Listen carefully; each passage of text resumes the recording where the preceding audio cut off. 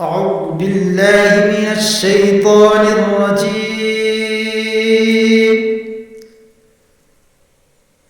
بسم الله الرحمن الرحيم.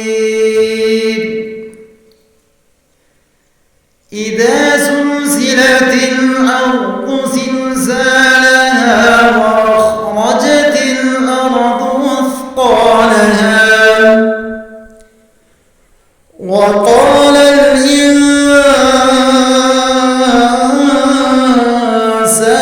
ما لها يومئذ تحدث أخبارها بأن ربك أوحى لها